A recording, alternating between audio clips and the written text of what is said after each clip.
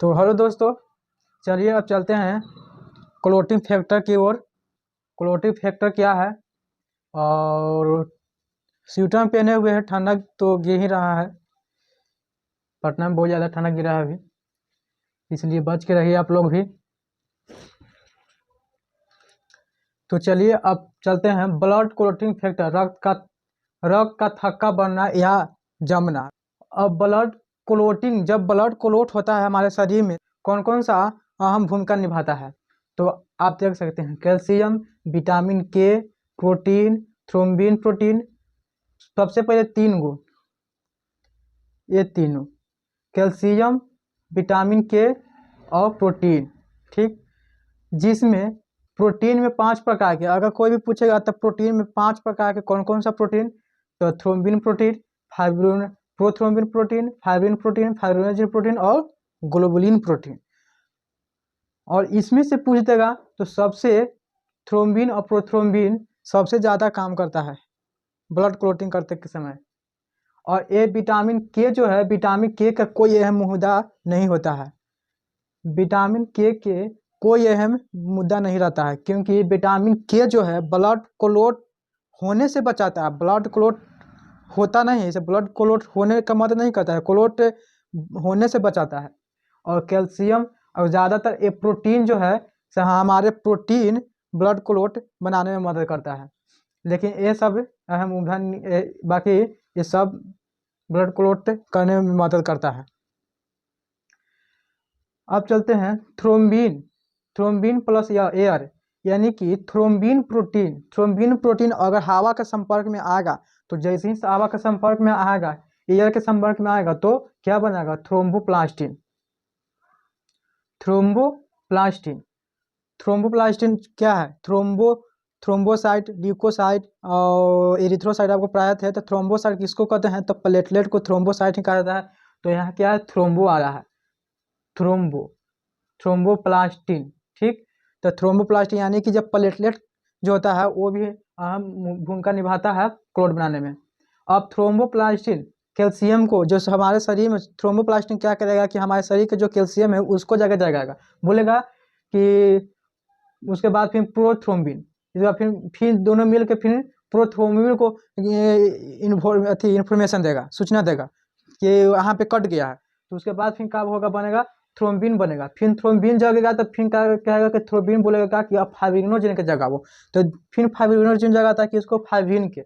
फिर फाइब्रिनोजन क्या बोलता है कि अब फाइब्रिनोजन प्लस कार्पल्स, यानी कि रुधिराणु, रुधिराणु के मतलब जिसे आरबीसी डब्ल्यूबीसी प्लेटलेट होता है, जिसको रुधिराणु बोलते हैं, कनिकाएं बोलते हैं, या सेल भी बोला जाता है। जैसे यहाँ पे थोड़ा सा एक मिनट देख लीजिए, नोट पॉइंट में कार्पल्स मतलब क्या होता है? कनिकाएं या रुधिराणु। सेल माने कोशिकाएं, सब के मतलब इसका ही होता है। मतलब आरबीसी डब्ल्यूबीसी प्लेटलेट, आरबीसी में कितना कौन कौन सा होता है, डब्ल्यूबीसी में कौन कौन सा होता है, प्लेटलेट में कौन कौन सा होता है, यानी कि जितना भी सेल है तो इसको ही बोला जाता है। अगर कोई भी अगर कोई कार्पल्स बोल दे, चाहे कनिकाएं बोल दे, चाहे रुधिराणु बोल दे, चाहे सेल बोल दे, तो इसका मतलब ये समझिएगा कि आरबीसी, डब्ल्यूबीसी और प्लेटलेट। तो ठीक, यहाँ रुधिराणु है, तो उसके बाद ब्लड क्लोट, ये दोनों मिल के काम करता है कि ब्लड को क्लोटिंग करता है। और ये जो है ये जाली के फाइब्रिन जो है जाली के आकार का होता है। जब जैसे मतलब नली वाला पानी में, अगर कोई पानी में डंडा गाड़ दीजिए, डंडा गाड़ने के बाद जो भी मतलब जैसे कोई भी कण जो चिमकी वगैरह जो हो छना जाता है, उसके बाद जो है से जाम हो जाता है। जाम होने के बाद क्या होता है कि पानी आना बंद हो जाता है। तो इसी ये काम करता है, ये सब दोनों मिल के ब्लड को क्लोट बना देता है। अब कार्पल्स यानी कि रुधिराणु का काम क्या है? कोई पूछेगा कि ब्लड क्लोट बनाने में कौन सा सेल या कौन सा रुधिराणु काम करता है? तो थ्रोम्बोसाइट, जैसे आरबीसी डब्ल्यूबीसी प्लेटलेट बोलते हैं, ठीक। थ्रोम्बोसाइट, इसको ये थ्रोम्बोसाइट ये होगा केवल प्लेटलेट। थ्रोम्बोसाइट मतलब प्लेटलेट होता है, ठीक। प्रोटीन का काम फाइब्रिनोजेन और प्रोथ्रोम्बिन, यानी कि प्रोटीन का फाइब्रिनोजन, और जो फाइब्रिन और फाइब्रिनोजन जो है सो प्रोटीन का काम करता है। और एलिमेंट यानी धातु या तत्व जो भी पूछेगा तो कैल्शियम। विटामिन, विटामिन में विटामिन के, लेकिन सबसे पहले क्या है कि विटामिन के जो है, इसको पहले घेर लगाइए, ठीक। अब ये तीनों जो है से क्लोट बनाने में मदद करता है। प्रोटीन जो है सब प्रोटीन सबसे ज़्यादा, क्योंकि फाइब्रिनोजेन और प्रोथ्रोम्बिन ये दोनों मिल के ब्लड जो है से क्लोट बनाता है। और अब विटामिन के ढेर बोलते हैं लोग, विटामिन के सहायता से ब्लड का थक्का बनना, ब्लड का थक्का न बनना उसे कहते हैं विटामिन के। अगर विटामिन के अगर थक्का बनेगा तो जो भी मतलब शरीर में जैसे भेन में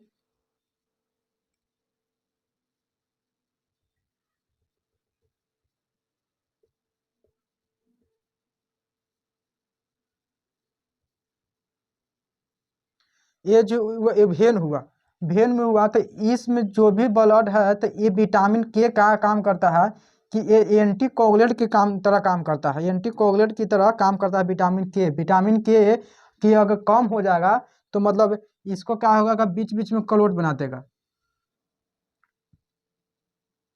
क्लोट बना देगा। और जब क्लोट बना देगा तो फिर ब्लड जो भी है फॉलो नहीं करेगा, अब जाम कर देगा। और ज़्यादातर ब्रेन में होता है, क्योंकि ब्रेन के नसें जो होती है बहुत पतली बहुत छोटी होती है, और उसमें तो ब्लड जाने के तो लिए बहुत जगह कम रहता है। उसमें क्लोट अगर बना देगा तो समझ रहे हैं ब्रेन जो हेमरेज हो जाएगा, और हेमरेज हो जाएगा। हेमरेज का मतलब क्या हुआ, हेम, जहाँ आपको बोले थे वीडियो पिछली वीडियो में कि हेमो या हेम या हीमो सब जहाँ भी देखिए उसको ब्लड समझिएगा। तो हेमरेज यानी कि जब हेमरेज होगा ब्लड तो ब्लड निकलेगा ब्रेन से, ठीक। और इसके बाद फिर जब यहाँ जब ये कटता है कट यानी इसको जब यहाँ कटेगा तो यहाँ से जब ब्लीडिंग होगा तो यहाँ इस जगह को क्लोट बनाने में कौन सा मदद करता है, तो फाइब्रिनोजेन और प्रोथ्रोम्बिन ये दोनों मदद करता है। और एक इसमें और आता है हेपारिन, जो एंटी कोगुलेंट होता है। हेपारिन, हेपारिन ने आपको हम ट्यूब में हम दिखाए थे कि ये हेपारिन एंटी कोगुलेंट है जो ब्लड को थका नहीं बनने देता है।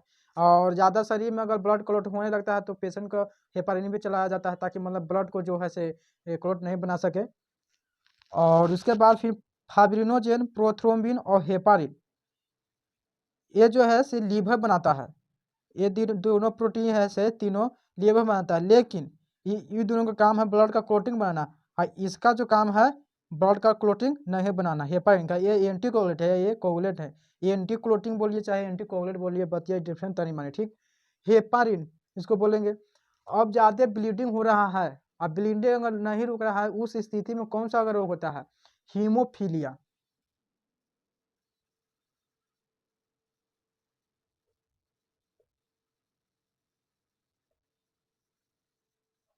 हीमोफीलिया डिजीज, हीमोफीलिया का मतलब क्या आपको बोले थे, हीमो, हीमो के मतलब रक्त, फीलिया मतलब डिजीज, माने कि हीमो के मतलब फीलिया माने रक्त को नहीं रोकना, माने रक्त का थाका न बनना, तो उसको हीमोफीलिया बोलते हैं। उस स्थिति में हीमोफीलिया रोग में क्या होता है कि रक्त रुकता नहीं है।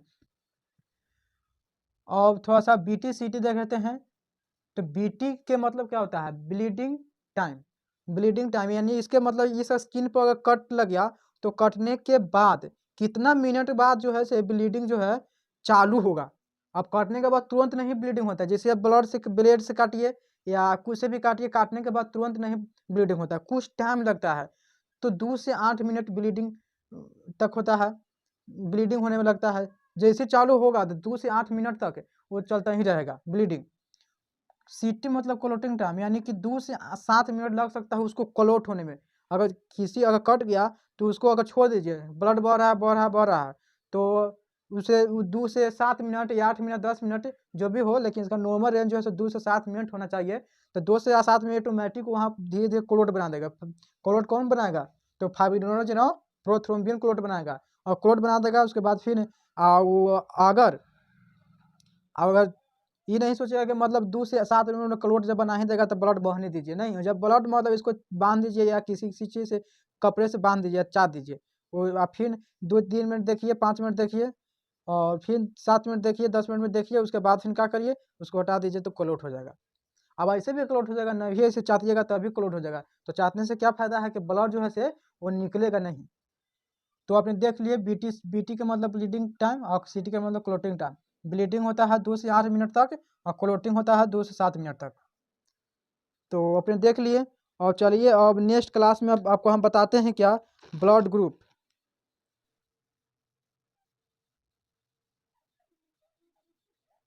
अब दूसरा तो ये है क्वेश्चन क्या है, universal receiver blood group. Universal receiver blood group यानी रिसीवर माने एक्सेप्ट करना, माने ये सबसे ब्लड ग्रुप क्या है ये ले सकता है। यूनिवर्सल रिसीवर यानी कि सर्वग्राही ब्लड ग्रुप। तो कौन सा है, कौन सा ब्लड ग्रुप सब ब्लड से ले सकता है, A B positive, A B negative, A B positive, या ए पॉजिटिव या ओ नेगेटिव। और कमेंट करिए, कमेंट में आपको बताना होगा दोनों प्रश्नों का उत्तर कौन सा जो ऑप्शन सही है। और तब तक के लिए नेक्स्ट वीडियो में हम आपको बताएंगे ही। तो चलिए।